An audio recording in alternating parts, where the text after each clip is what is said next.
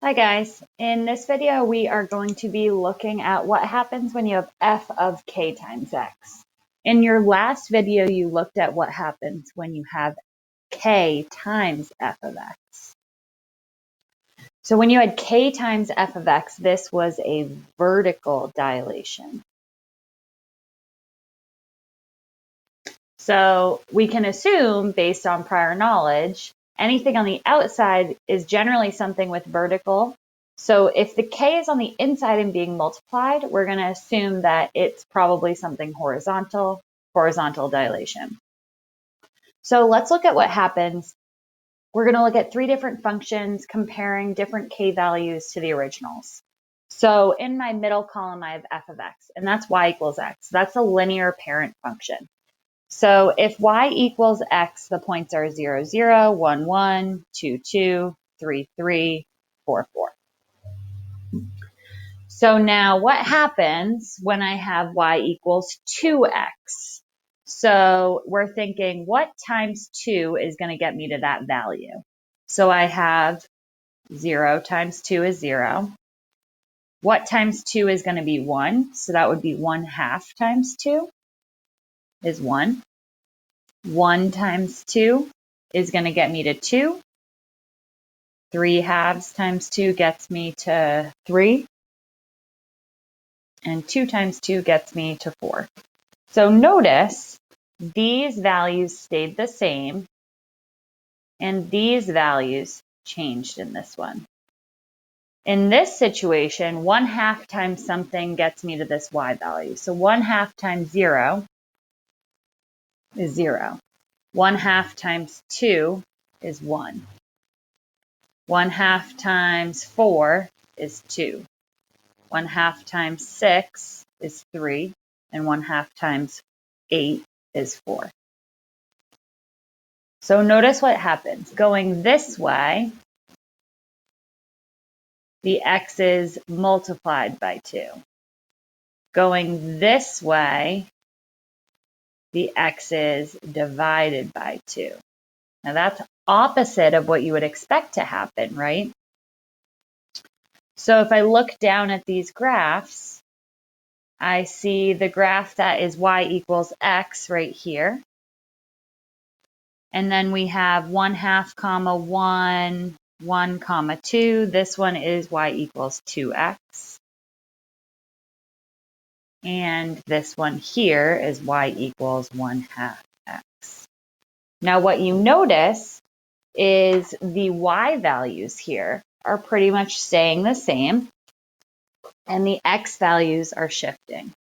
So notice here, this is one of my y values, 4. Here's the original x value, 1/2 x, it gets extended out, 2x, it gets pushed closer to the y-axis. Here's another one. So you're looking at how the x values are different at these points and the y values are the same. So it's a little bit tricky to see with the linear function. So we're also going to look at two more functions. This next one is the quadratic function. So if you're looking at a quadratic function, we're going to start with y equals x squared in the middle. So this is going to be -2, -1, 0, 1, and 2. So now if I'm thinking of 2 times what squared gives me 4. That would be 2 times 1, -1 actually. 2 times -1 squared, that would be -2, and then squared would be 4. So this would be -1/2. 2 times -1/2 is -1. -1 squared is 1. 2 times 0 is 0. 0 squared is 0. 2 times 1/2, and then 2 times 1. So notice, going this way, my x values are divided by 2.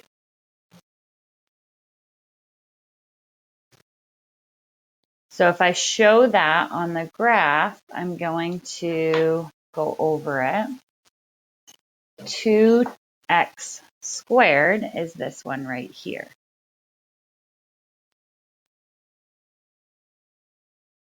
So notice how that is pushed closer into the y-axis. So now I'm going to look at 1/2 x squared. So if I have 1/2 x squared, so I know that -2 squared gives me 4. But if I'm doing 1/2 times something, I need -4. 1/2 times -4 is -2. Squared is 2. 1/2 times -2 is -1. Squared is 1. 0, and then this would be 2 and 4. So same thing. This way, I'm multiplying by 2. So notice again, it's opposite. So on this side, I'm dividing by 2, but the function is 2x squared. So on the inside, it's being multiplied by 2. So I divide the x's by 2. On this one, on the inside, it's being divided by 2 or multiplied by 1/2. So over here, I'm multiplying by 2. So I'm going to show you again what this looks like where the y's are the same. Notice these lines where the y values are the same and the x values change. So my original function is this one right here.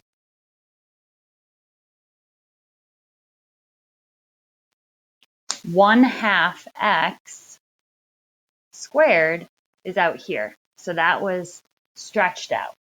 2x squared is squished in, and we have a narrower parabola. So I'm going to show you one more function, and this is x cubed.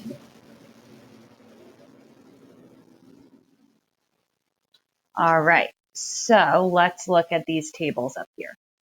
So the original table is going to be, so it's a little bit backwards, but 2 cubed is 8, 1 cubed is 1, 0 cubed is 0, -1 cubed is -1, and -2 cubed is -8.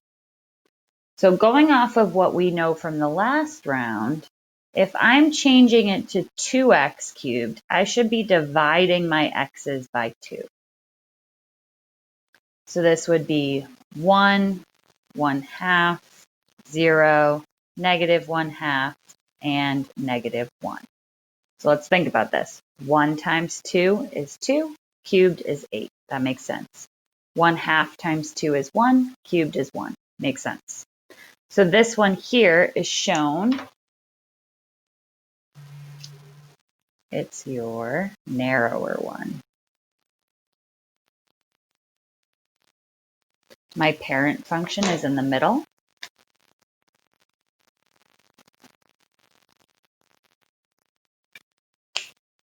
Now on the other one, when we have 1/2 x cubed, I'm multiplying my x's by 2. So I've got 4, 2, 0, -2, -4. So notice these x values are stretching further out down here. All right, so let's look at the summary of this.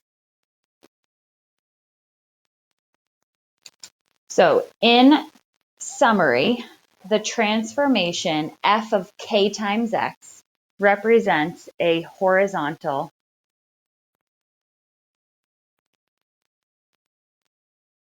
dilation.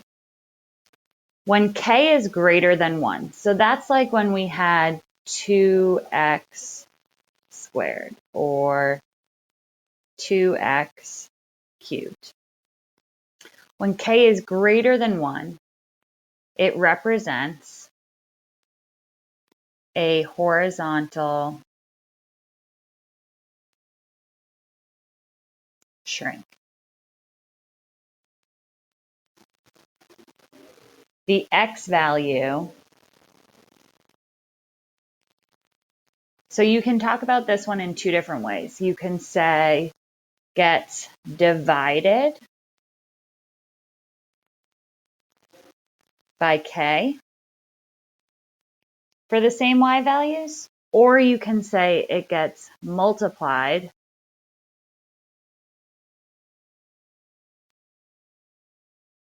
by 1 over k. Those are two different ways to think about this. So then the graph is closer to the y-axis than f of x. When the k value is between 0 and 1, so that's like our 1/2 x squared and our 1/2 x cubed. When the k value is between 0 and 1, that represents a horizontal stretch.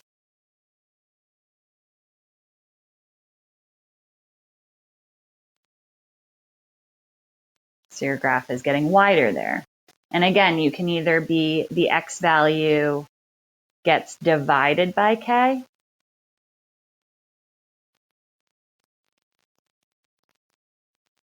or you can say multiplied by 1 over k.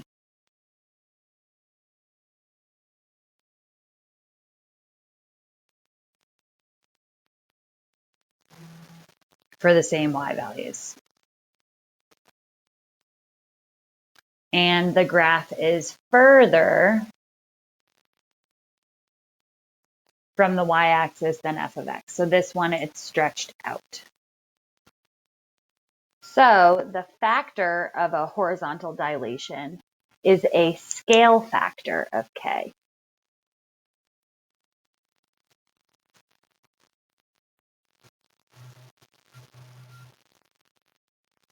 The factor describes the effect on the x value. That's really important. It's the effect on the x value. So a horizontal stretch, so if you're making the graph wider by a factor of 3, is written as 1 over 3x. F of 1 over 3x is a horizontal stretch by a factor of 3. A horizontal shrink, so making the graph narrower by a factor of 1 over 4, is written as f of 4x. So again, notice how these are on the inside of the parentheses and they're acting opposite of what you think they do. So one more thing I want to show you again is with these puppies. If you shrink the image, it's going to look like they're getting tall and skinny, but we're just pushing them together. If you look at where their like heads are, where their paws are, those are not changing. Those are like your y values. The x values, the location of where the eyes are, how far apart the eyes are, that's what's changing.